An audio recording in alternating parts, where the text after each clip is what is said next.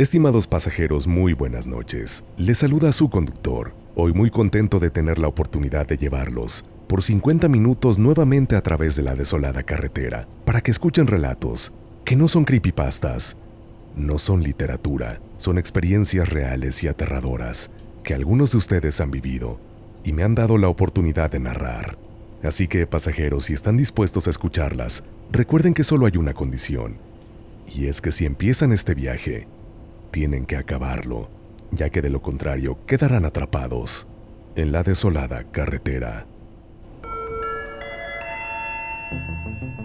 Estimados pasajeros, favor de abordar, ya que aquí comienza otro viaje a través de la desolada carretera, con rumbo hacia lo desconocido. Primera escala. La villa. Habíamos escuchado historias de esa villa, o esa casa abandonada, como podría decirse también. El acercarse representaba casi un reto para nosotros, los jóvenes, ya que a la par de los escabrosos rumores que se decían de la misma, se encontraba en una oscura y desolada loma. Esa noche, habíamos decidido ir. Les juro, conductor y pasajeros, no había ni un solo foco prendido. Aún así nos armamos de valor y llegamos hasta ella. Comenzamos a recorrer los oscuros y lúgubres pasillos de la casa, tal como si se tratara de la escenografía ambientada intencionalmente para que albergara alguna de las escenas de una de las películas más terroríficas. No había pasado mucho tiempo de haber ingresado cuando entonces nos comenzaron a silbar, como si nos estuvieran llamando. Eso, aunque no pudimos ver a nadie, nos asustó muchísimo, al punto de que no quisimos indagar, ni quedarnos a ver quién nos estaba llamando. Emprendimos la carrera hacia afuera, lo más rápido que pudimos. Sin embargo, debido a la premura, al momento de querer salir, un amigo tropezó, y eso nos retrasó, ya que no quisimos dejarlo ahí. Nos devolvimos para tratar de ayudarlo, y en ese momento, la vimos. Una chica joven, alta, morena, que portaba lentes y una camiseta de un equipo de fútbol, venía bajando las escaleras de la casa, con la mirada perdida, el semblante pálido, y como si nuestra presencia no la inmutara. Podría decir que casi se materializó. Ella continuó con su recorrido hacia abajo, de la manera más tranquila. No obstante, su aspecto y su manera de desenvolverse nos hacía pensar que su aparición no obedecía a nada de este mundo. Finalmente, pudimos ayudar a nuestro amigo a que se incorporara, y despavoridos logramos salir de ahí. En ese instante, el grupo de amigos se dispersó, y tomamos caminos diferentes. Debido a lo delicado de este relato, mi intención no es dar datos específicos, pero por lo que voy a decir, y detalles que más adelante serán revelados, es posible que más de un pasajero sepa de qué zona se trata. Y es que en este lugar, cercana, se encuentra la estatua de una virgen. Ahí un par de amigos aprovecharon para esconderse y tomar un respiro, y fue ahí que ellos nos refirieron haber visto salir de la villa a un hombre alto y oscuro, como si se tratara no de una persona, sino más bien de una sombra. Mientras tanto, la otra parte del grupo estábamos enfocados en ayudar a nuestro amigo accidentado y alejarnos de ese lugar lo antes posible. Así finalmente salimos de lo que era la loma y nos encontramos con una de las calles de la colonia, pero todavía oscura y desolada. Nosotros nos dirigíamos a la casa de un miembro del grupo, la que quedaba más cercana, cuando entonces volvimos a escuchar ese macabro silbido atrás de nosotros. Aceleramos el paso lo más que pudimos y finalmente llegamos a resguardarnos. Aún así, y ya dentro de la casa sentíamos que alguien o algo nos observaba desde fuera. Nosotros lo pudimos corroborar, que situaciones extrañas se presentaban en esa casa abandonada. Y es que sucede que al interior de esa villa, años atrás, se suscitó un macabro acontecimiento. Y es aquí donde necesitaré hacer malabares con las palabras para que el conductor no sea sancionado. Pero ahí habitó un hombre que en cierta noche incurrió en llevar a cabo un hecho atroz, del que no me gustaría tampoco entrar en detalles, pero en muy resumidas cuentas les puedo decir, le quitó la vida a una joven. Un hecho que conmocionó a la comunidad entera.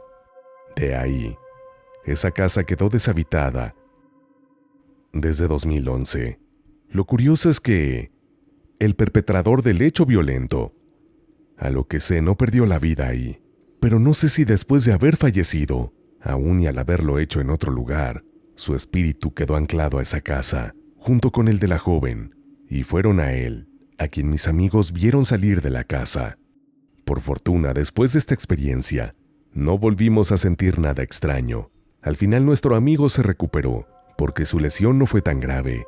Lo que sí les puedo decir es que a partir de ahí, no hemos vuelto a pasar por esa loma, ni esa villa de noche. Me despido de ustedes, conductor y pasajeros.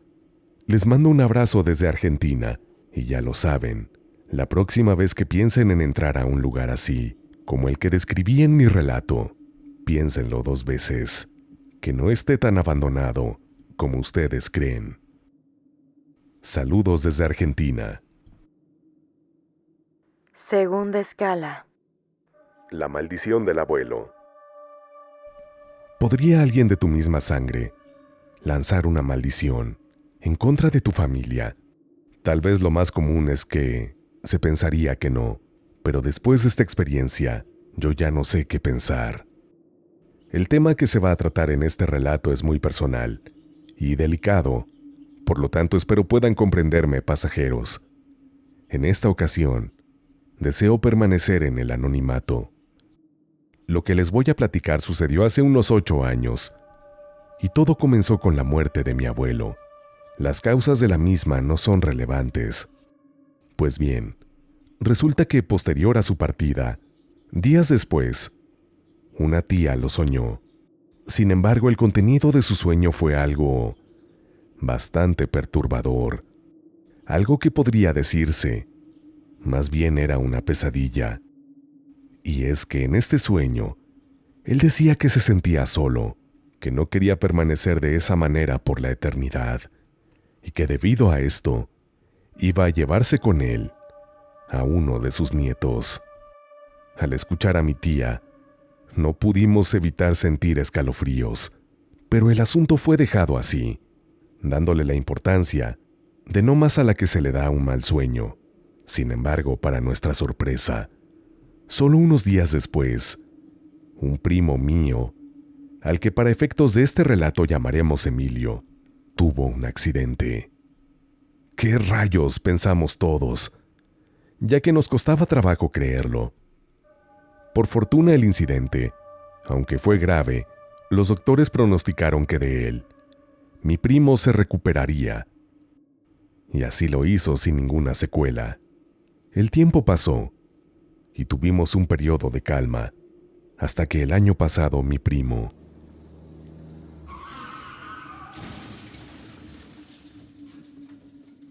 volvió a sufrir un accidente muy parecido al anterior, pero esta vez no la libró y perdió la vida. La familia entera nos quedamos perplejos. Mi abuelo había cumplido su promesa, o todo se trató de una macabra coincidencia. A la fecha, no sabemos si mi abuelo de verdad se manifestó y se llevó a mi primo para que le hiciera compañía, o si algo más tomó su forma y nos advirtió, aunque podrá parecer algo no muy aterrador. De menos, considero que esta es una experiencia muy extraña, que tanto mi familia como su servidor experimentamos. Gracias por escucharme, conductor y pasajeros. Tercera escala. Manifestaciones paranormales en el aeropuerto de Ciudad Juárez. Muchos saludos, conductor y pasajeros. Esta noche les escribo para compartirles una experiencia extraña y aterradora que viví en el aeropuerto de Ciudad Juárez. Resulta que en una ocasión me tocó viajar en un vuelo que salía a las 6 a.m. y como tienes que estar 2 horas antes, llegué a las 4 de la mañana. Por lo tanto, no había casi nadie. Desolación que le aportaba al sitio un aspecto lúgubre y misterioso. Después de documentar, pasé al baño. Cuando estaba ahí, escuché que alguien entró. Les juro que escuché cómo cerró el cubículo. En ese momento salí del mío, y todavía cuando me estaba lavando las manos, se escuchaba como si jalara papel. En eso, por el espejo, volteé a ver hacia el espacio de abajo de la puerta, por donde se ven los pies, y no había nadie. Me dio muchísimo miedo y salí corriendo. Me senté en una de las bancas de enfrente de la puerta de los baños para ver quién salía, y como podrán adelantar, no salió absolutamente nadie. Muchos minutos después, llegó la chica de la limpieza, y noté que incurrió en una acción muy particular antes de entrar a este baño, algo que llamó poderosamente mi atención. Y es que ella se puso audífonos antes de entrar. Después de esto ella ingresó, y yo todavía guardaba la esperanza de que si ella se introducía, sus actividades iban a apurar a la persona que probablemente seguía ahí adentro. Pero no, esto no fue así. Todavía minutos después, yo estaba esperando, pero no salió nadie. En ese momento, traté de olvidar este incidente y pensar que fue mi imaginación. Sin embargo, hace pocas semanas, me encontré en Relatos Extraordinarios, el otro canal del conductor, precisamente un video dedicado a este aeropuerto, y al verlo me estremecí, ya que ahí me di cuenta que en este lugar, hace años, se suscitó un hecho violento, particularmente un enfrentamiento armado, mismo del cual una mujer no pudo soportarlo y de la impresión perdió la vida, víctima de un infarto fulminante. A partir de ahí, se dice que ella deambula perdida por los pasillos, salas de abordar y ahora pienso que también los baños, porque conociendo el relato y su oscuro trasfondo, ahora más que nunca, creo que aquello que viví está relacionado con este suceso y que no fue una invención de mi imaginación. Ahora bien, también pienso que el personal es plenamente consciente de ello y por lo tanto la chica del aseo, al entrar a dicho baño, se colocó audífonos para no escuchar nada de lo que pasa al interior. Como sea, conductor y pasajeros, si algún día llegan a visitar este aeropuerto, yo les pediría que pusieran muchísima atención, ya que alguno de ustedes podría ser el siguiente en encontrarse con el alma de esa desafortunada mujer que se dice, hasta nuestros días, sigue atrapada ahí.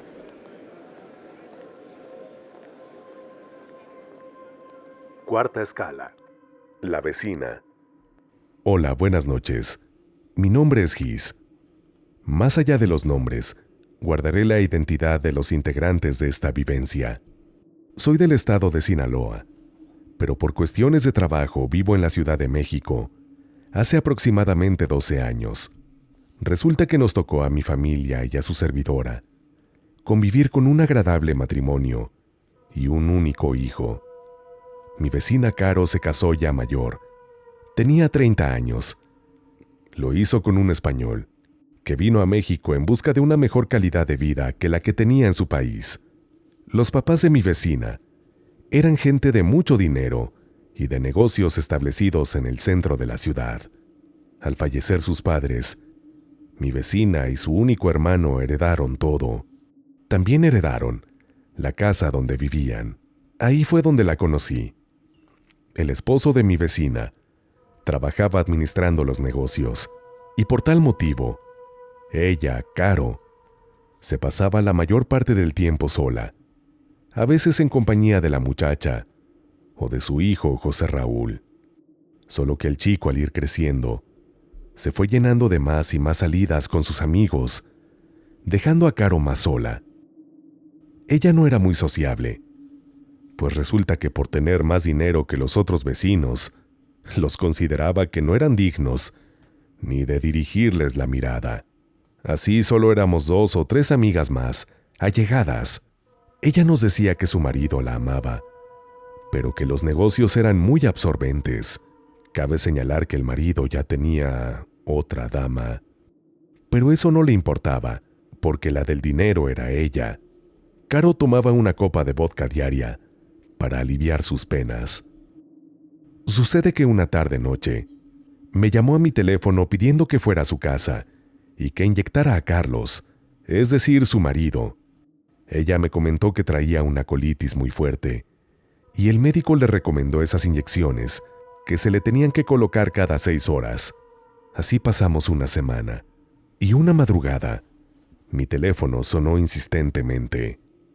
Al contestar era ella, pidiendo que fuera rápido a su casa, pues Carlos entró al baño a hacer sus necesidades y había salido, en sus palabras, algo feo.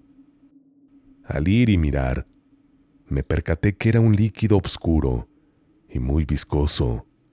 Al ver esto le dije que llamara a una ambulancia, pues yo lo primero que pensé fue que Carlos padecía de cáncer. Esto lo supuse porque un familiar muy cercano falleció así, y al parecer tenía los mismos síntomas. Ella lo internó en el Hospital Ángeles de esta ciudad. No quiso llevarlo al siglo XXI de cancerología del IMSS, pues su razonamiento era que ¿qué iban a pensar los demás? ¿Qué iban a decir los vecinos? Carlos solo duró 2 semanas y falleció. Se nos avisó para que la acompañáramos a la funeraria de más prestigio en la ciudad. Así lo hicimos, y cuando una de las amigas procedíamos a rezar el Santo Rosario para el descanso eterno del alma de Carlos, ella nos increpó groseramente que quién nos había dado permiso, así que optamos por rezar en silencio. El velorio fue breve y se llevaron el cuerpo a incinerar. Ella no llevó luto y pasaron unos meses, aproximadamente 7 u 8. José Raúl, su hijo, pronto cumpliría 18 años. Ya había salido de la prepa y su mamá le regaló como premio un hermoso carro deportivo. Se le festejó solo con sus amigos y nosotros. Ella y su hijo tenían muchos planes de viajar a Europa antes de que empezara la universidad. Pasa que José Raúl de pronto enfermó con calentura y la garganta la tenía con ganglios muy grandes. Mi hijo, que es médico del IMSS, lo revisó y les recomendó una serie de estudios.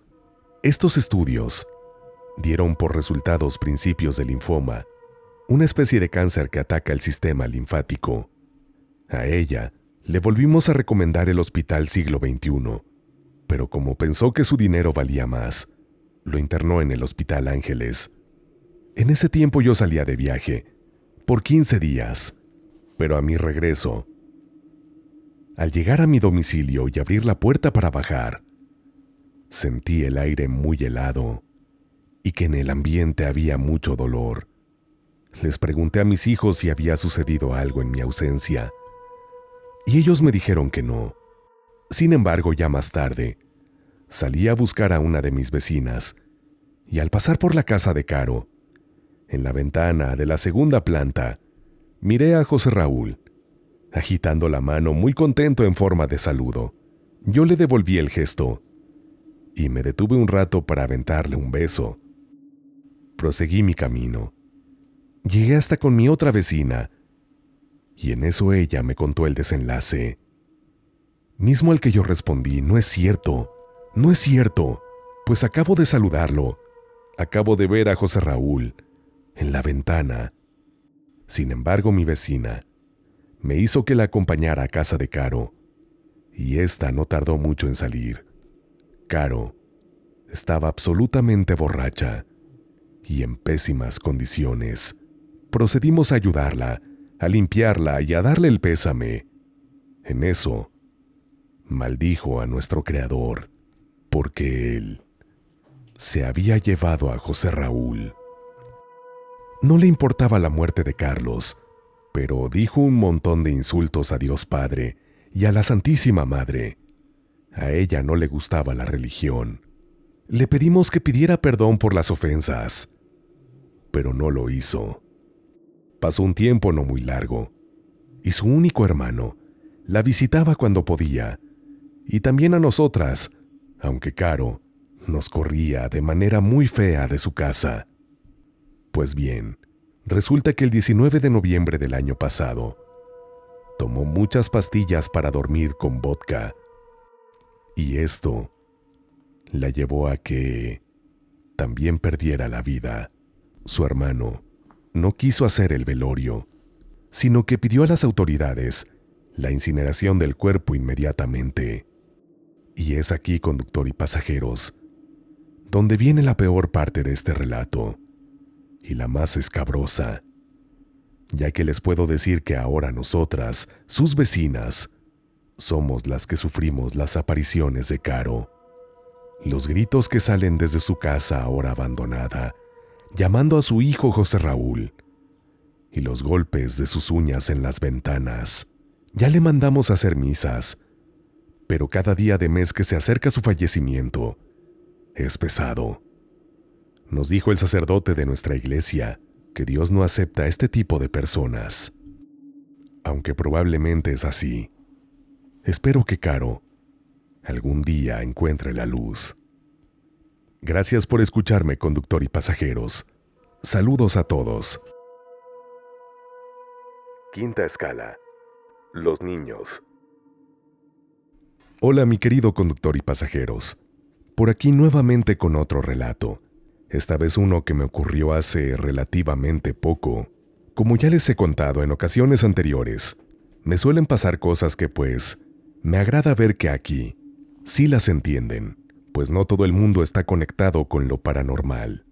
Y esto que me sucedió, me gustaría que opinarían qué fue lo que yo vi, pues hasta el momento sigo un poco extrañada. Bueno, pues todo ocurrió hace más o menos un mes. Yo vivo en un conjunto cerrado. Ese día sábado, me dirigía con mi hija de 15 años hacia el centro, y pues de nuestra casa hasta la portería, hay un recorrido más o menos larguito.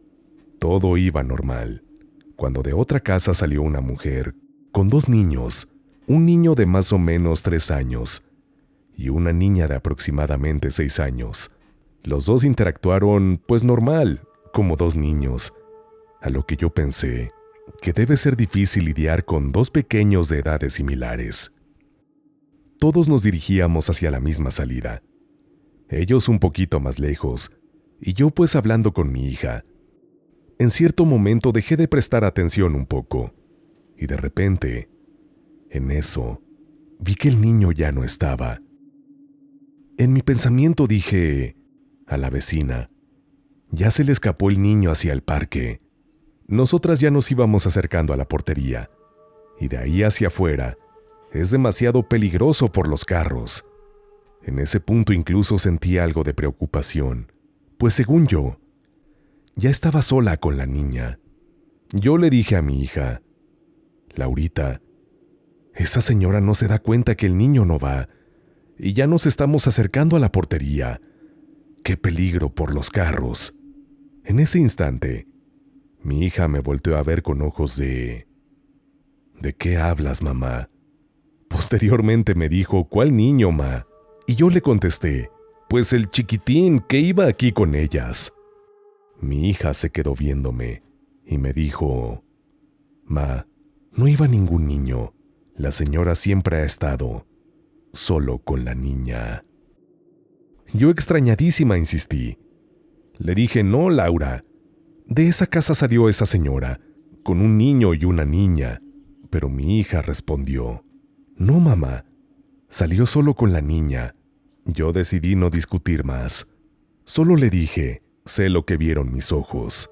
Para ese momento, Ya la señora había salido de su portería y cogió a la niña de la mano y se fue.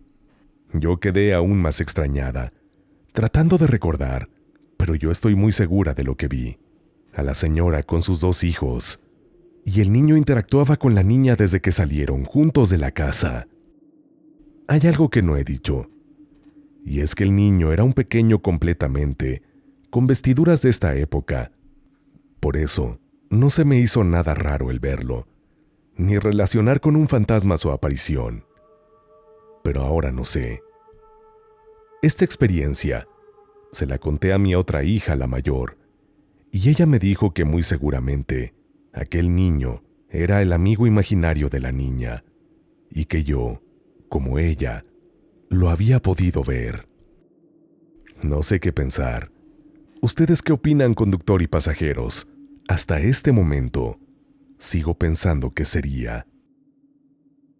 Hasta aquí me despido, querido conductor y pasajeros.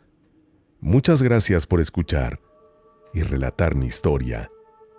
Les saluda Marcela desde Colombia. Sexta escala. ¿Qué fue lo que vi? Conductor y pasajeros, espero que se encuentren bien. Les comparto mi experiencia. Esto sucedió en agosto de 2005, en Apodaca, Nuevo León. Mi nombre es Ricardo Medrano, y trabajé por 2 años, del 2005 al 2007, en una empresa de nombre Chilseon. Se encontraba ubicada en Avenida Luis Donaldo Colosio, número 288, Desarrollo Industrial del Sabinal, en Apodaca, Nuevo León. Ocupaba el puesto de jefe de recursos humanos. Como les mencioné, recuerdo perfectamente que era el lunes 22 de agosto del año 2005. Apenas llevaba 2 meses de haber iniciado como jefe de RH. Siendo las 12 del mediodía, salí a tomar un poco de aire y me encontré a una compañera del área de producción, Perlita. Ella me invitó al comedor a tomar la comida, y ambos fuimos. El comedor era un galerón, equipado con sillas y mesas, donde un equipo de personas nos servían la comida a diario. Nosotros entramos y nos sentamos casi a la entrada, y yo quedé de espaldas a la entrada, y mi amiga Perlita de frente a la misma. Ella se sentó frente a mí. Estábamos comiendo de lo más tranquilo, cuando de pronto volteé a la izquierda y vi que una figura oscura y sin forma alguna, es decir, no parecía una persona, más bien solo una mancha negra muy grande, avanzaba de izquierda a derecha, justo a unos metros frente a mí. El punto es que nadie podía verla, y digo nadie, porque había muchas personas, pues era la hora de la comida. Al parecer, solo yo pude verla avanzar, de un lado hacia el otro, y en algún momento ya no la vi. No sé si desapareció o solo se esfumó. No lo sé. Recuerdo muy claro que me puse frío. De hecho, me quedé congelado. No me podía mover. Y mi amiga Perlita lo notó. Ella me preguntó, ¿qué le pasa, Medrano? Se puso pálido. Alcancé a escucharla y disimuladamente le respondí que no pasaba nada. Seguimos comiendo hasta terminar. Nos levantamos y nos fuimos a nuestros puestos de trabajo. Hasta allí todo raro. Yo estaba súper asustado. Pasó el tiempo y llegamos a las 6 de la tarde de ese mismo día. Me encontraba con mi jefe, el señor John, coreano. De pronto, subió otro coreano, el señor Kawak, jefe de la planta, y gritó mi nombre. Medrano, Chema, cabeza. Medrano, Chema, cabeza, decía en su precario español. Inmediatamente bajé las escaleras y me encontré con mi compañero José María, accidentado, de un golpe mortal. Aunque lo llevamos a urgencias, no sobrevivió al accidente. Esta es mi historia, y a la fecha no sé qué fue lo que vi, pero puedo pensar que muy probablemente aquello con lo que me encontré era la muerte, que para esas horas ya rondaba la planta. Saludos, conductor y compañeros pasajeros. Séptima escala. El coludo. Saludos, conductor y pasajeros. Esta noche comparto con ustedes la historia del coludo, y es un relato que mi padre nos contaba, porque a él le sucedió. Cuando él era niño, de escasos 4 años, vivió en Tecalitlán, Jalisco, junto con su madre y 2 de sus hermanos, ya que mi abuela, por razones laborales, se mudó para allá. Vivían en una casa muy grande, la cual, decía mi padre, contaba con un patio enorme que tenía una higuera con una sombra muy grande. El patio tenía en el centro un pozo del cual sacaban agua muy fresca para tomar. Mi abuela trabajaba en la casa grande, como le decían a las haciendas, y llegaba ya tarde, por lo que el niño ya estaba durmiendo, y decía que se despertaba casi a la 1 de la mañana con mucha sed, y él salía para tomar agua del cántaro, pero curiosamente, a veces estaba seco. Ahí, él veía cómo de la sombra de la higuera salía la figura de una mujer con rebozo. Él pensaba que se trataba de su mamá, que iba a sacar agua para llenar el cántaro y el botellón de barro, porque veía cómo se metía al pozo, pero no salía más. Por más que él le hablara y le gritara en varias ocasiones, dice que se quedaba dormido de tanto llorar por su mamá. En una ocasión, dice que se levantó, como ya era costumbre, para tomar agua, y volvió a ver a la entre comillas mujer. Entonces, se armó de valor y salió al patio, para tratar de abrazar a la que creía que era su madre. Dice que las barbas del rebozo era lo único que le alcanzaba a tratar de agarrar, y no lo logró, porque esta mujer se aventó al pozo. Él quiso correr a detenerla. En eso su hermano Jacinto, que era un joven ya como de 16 años, lo tomó de la cintura y le dijo: «Hermano, ¿qué rayos haces?». A lo que mi padre llorando le respondió: «Es que mi mamá no me hace caso y se fue pa'l pozo». A lo que mi tío le dijo: «No, hermano, esa no es tu madre. Eso es el coludo. Y se lleva a los niños chiquitos como tú. Les mete la pezuña en su pechito, desabotonando su cotón de manta. Y como ya no la puede sacar, se los lleva. No vuelvas a salirte, mijo». A partir de ese día, mi padre siguió viendo a esa aparición, pero como ya sabía que era el coludo, jamás la volvió a seguir. Espero les haya gustado esta historia, conductor y pasajeros. Saludos desde las tierras de Jalisco. Octava escala. La cueva. Muy buenas noches, conductor y pasajeros.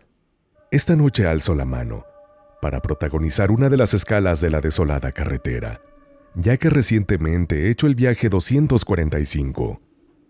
En él se incluye una aterradora experiencia vivida en una cueva. Si no la han escuchado, les recomiendo, terminando este viaje, lo hagan, compañeros pasajeros, ya que este es un relato impresionante, que incluso cuenta con una impactante evidencia real. En esta ocasión, y aunque mi relato no incluye ninguna fotografía, me parece que puede resultarles igualmente interesante y sobre todo aterrador. Pues bien, esto sucedió en la década de los 90. Yo tendría unos 10 años y vivíamos en Zacatecas. En ese tiempo mi familia había adquirido una casa en lo que aquel entonces eran las afueras de la ciudad. Cerca de esta zona había un cerro y en él una cueva, que lo desconozco a ciencia cierta, pero creo que es posible. Algún día estuvo relacionada con la minería, actividad que tuvo gran auge en este estado. En fin, mis padres habían advertido tuviera cuidado al jugar en los alrededores, sobre todo con relación a esa cueva, principalmente por un tema de que les preocupaba el espacio no fuera seguro, y también que albergara una gran cantidad de bichos y alimañas que pudieran hacerme daño. Sin embargo, como todo buen niño, hice caso omiso de aquella petición.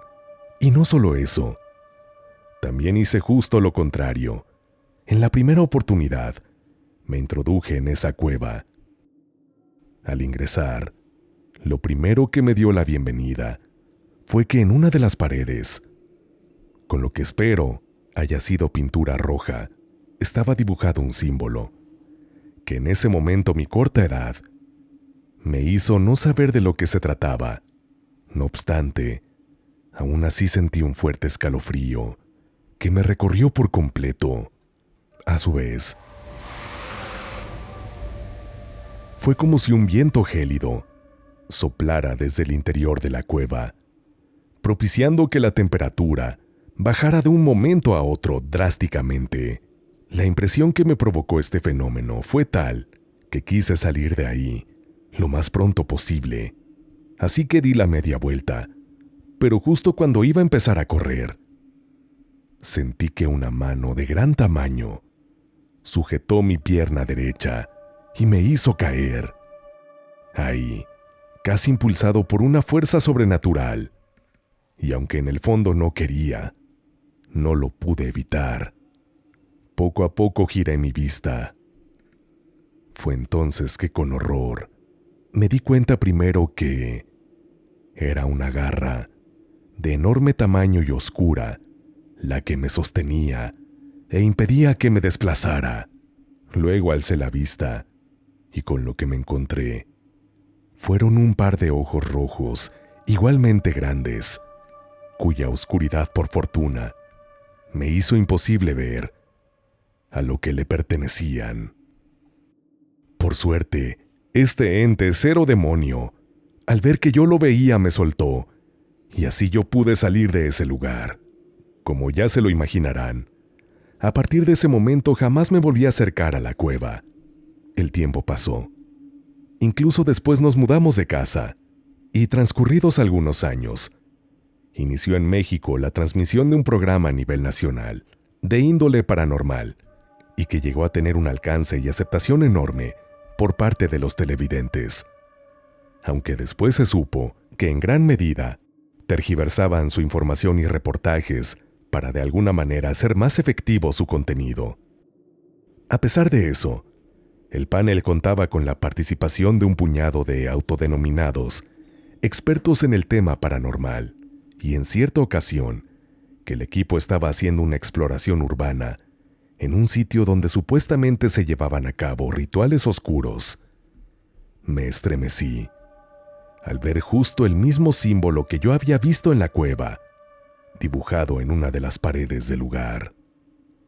Sin entrar en muchos detalles, les voy a decir que uno de los investigadores dijo que era un símbolo de invocación, y que por lo tanto iba a ser necesario tuvieran muchísimo cuidado en dicha exploración.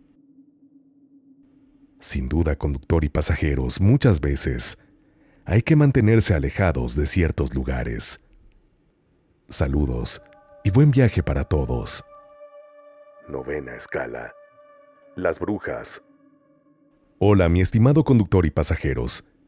Esta es mi tercera historia paranormal que les envío desde San Luis Potosí, México.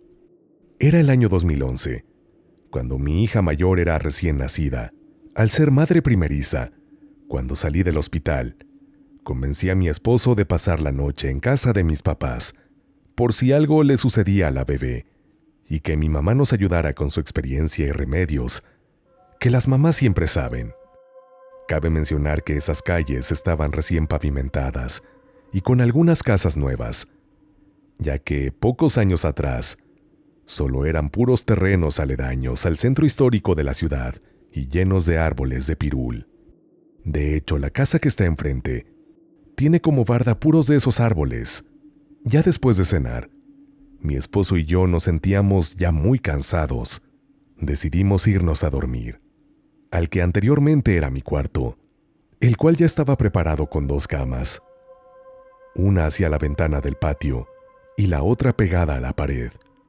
Recuerdo que eran como las 7 de la noche, pero la verdad, solo me dispuse a dormir con mi hija recién nacida a mi lado.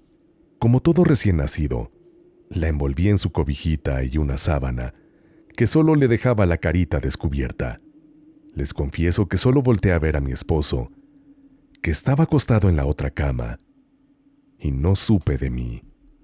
Yo supongo que ya era más noche cuando de pronto escuché que alguien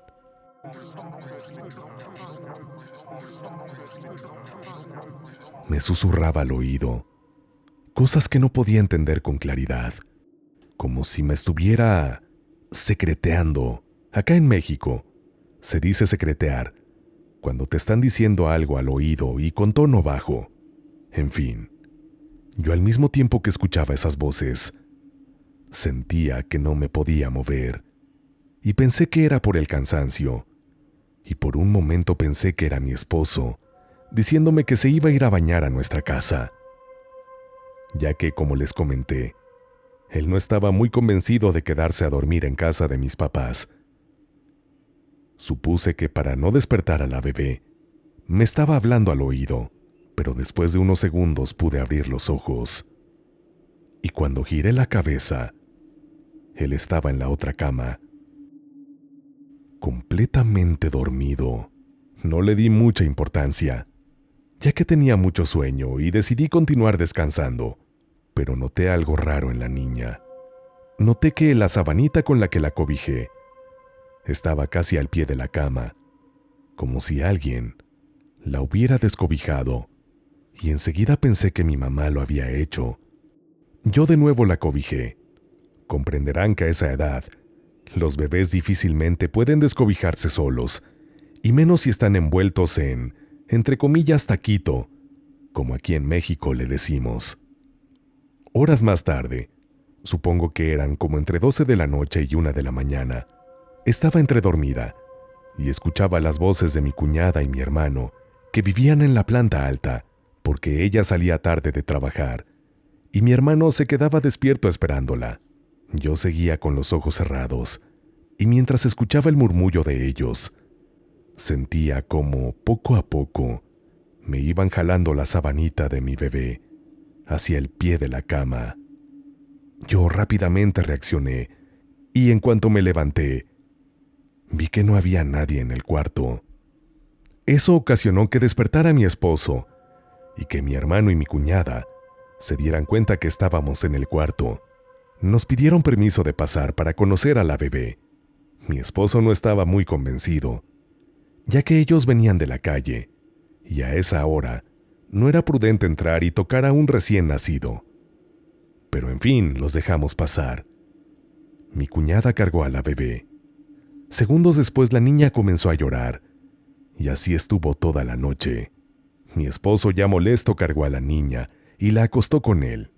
Al cabo de unas horas, la niña dejó de llorar y por fin pudimos conciliar el sueño. A la mañana siguiente, en el desayuno, mi mamá nos comentó que sí escuchó llorar mucho a la niña, pero que no quiso intervenir, y al ver que pudimos controlar la situación nos dejó descansar. En eso le comenté que no sabía por qué había entrado a descobijar a la bebé, y ella me contestó: «No, hija, yo no me paré para nada en tu cuarto, porque no los quise molestar».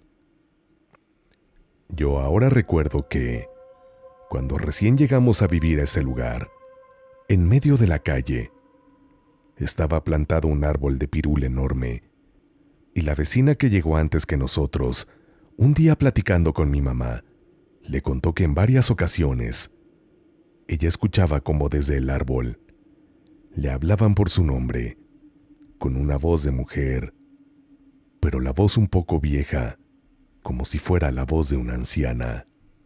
Entonces yo me pregunto si aquello que escuché susurrarme al oído era una bruja que venía de aquellos pirules y que estaba molestándonos a mi bebé y a mí, como se cree comúnmente. Me estremezco de solo pensar que, probablemente, se la quería llevar. Estimados pasajeros, espero que estén disfrutando mucho de este viaje. Si han llegado hasta aquí, quisiera aprovechar para en este momento invitarlos a que se suscriban al canal y activen la campanita de notificaciones. Créanme que es una satisfacción muy pero muy grande ver poco a poco y gracias a su apoyo sigue creciendo este canal. No olvides que también nos podemos conocer e interactuar de una forma muchísimo más cercana a través de mi cuenta de Instagram. Te espero en aquella red social. Me encuentras como LocuTonyMX, LocuTonyMX. Añadirte también es una forma de apoyar al conductor, así que de antemano gracias. Y por favor, pasajeros, si tuvieran alguna experiencia, recuerden que es muy importante que la compartan para que podamos seguir haciendo estos viajes a través de la desolada carretera. Puedes establecer contacto a través del correo midesoladoes@gmail.com. midesoladoes@gmail.com. De antemano, mil gracias por darle a tu servidor la oportunidad de darle voz a tus aterradoras experiencias. Ahora sí, pasajeros, que nadie se quede fuera.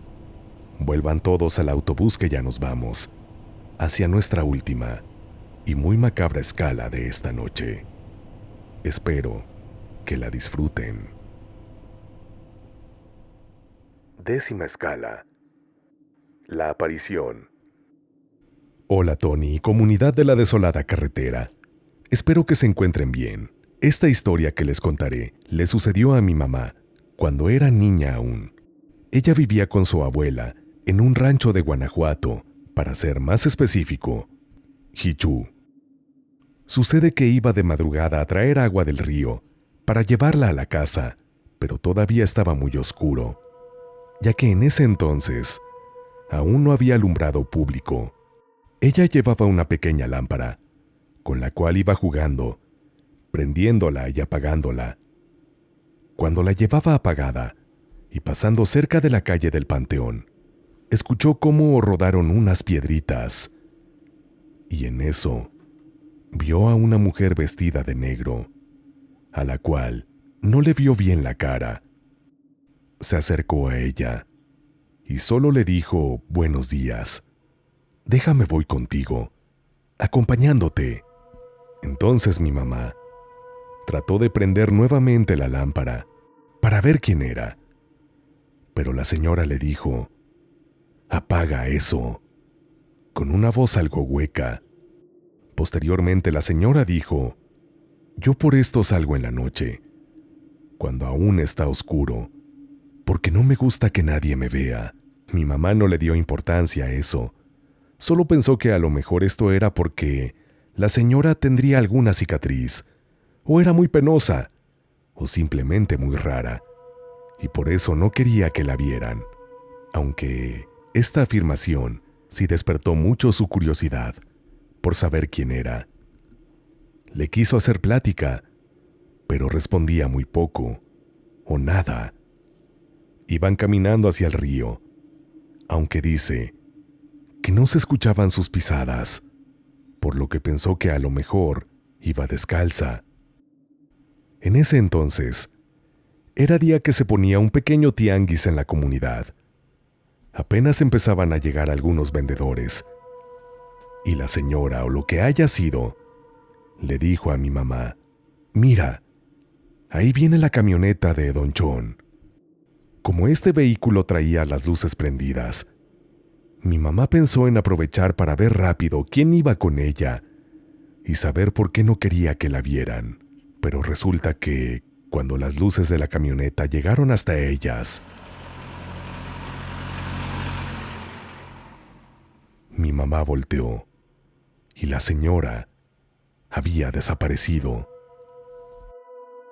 No había nadie, siendo que no había algún lugar para poderse esconder, ya que eran caminos desolados aún. Mi mamá solo sintió un fuerte escalofrío que le erizó los cabellos. Dice que al llegar nuevamente a casa de su abuela, empezó con fuerte calentura y a delirar. Mi mamá se puso muy grave, al grado de no poder ver. Lo único que veía era a familiares que ya habían fallecido, que le pedían la mano para que fuera con ellos.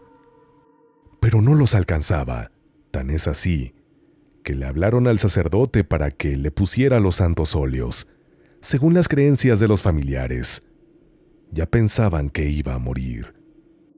Pasaron varios días así enferma, pero después se fue recuperando poco a poco, hasta sanar. Pero nunca supo qué fue lo que esa madrugada la iba acompañando.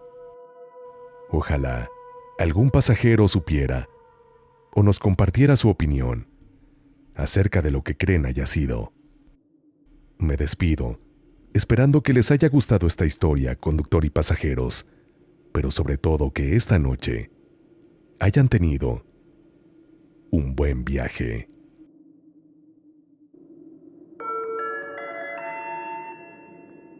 Estimados pasajeros, hemos llegado a nuestro destino. Gracias por acompañarnos en este viaje. Es momento de descansar. Si creen poder.